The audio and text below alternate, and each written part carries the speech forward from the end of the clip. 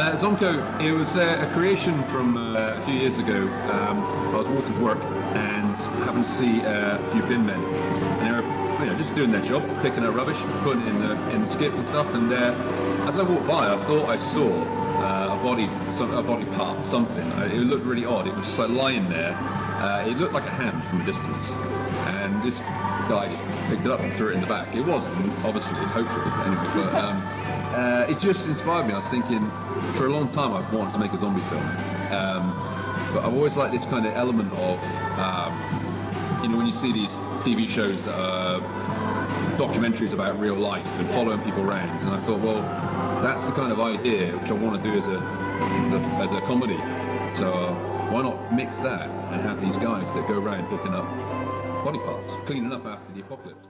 There are lots of moments of improv within the film. There's a main segment towards the end. I don't want to spoil it if anyone's not watched it, but it's the bit with Barry talking about what he does, and while the guys are loading up the van with body bits behind him. So there's lots of improv moments. There's quite a lot of the ideas that come to me before. A very dry comedy that's kind of my kind of humour, and I thought, well, that's how I want to put the comedy in.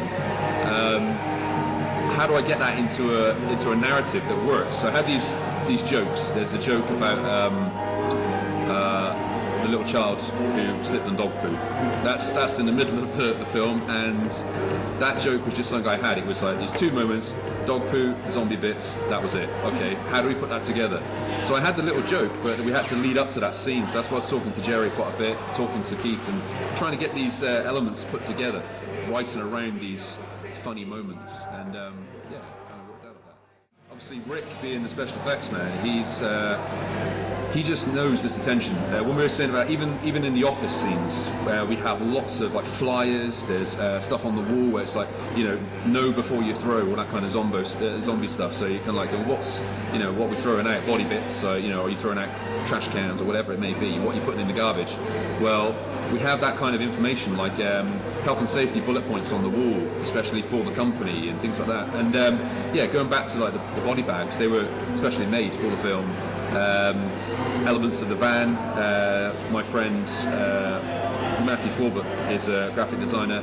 He designed all of our logos, and I said, well, I want a logo for the film, but it's got to be a company logo that can be used within the film, because it's it's based on this ZomCo, the company, So bringing all those elements together that were from our world, we're seeing this as a film called ZomCo, but we're actually bringing it into the film, and they're the company called ZomCo, so it has to be transparent that this is their logo, this is what the fonts they use and everything else. So the attention to detail went down to that level, like even talking about what kind of font we would use on certain things. So not only was there this special effects team, which Rick put together, building the elements behind the show to make the detail high value, but also these other bits like talking about effects design in terms of sound, also in terms of the logos, in terms of how we're going to film it, what kind of style.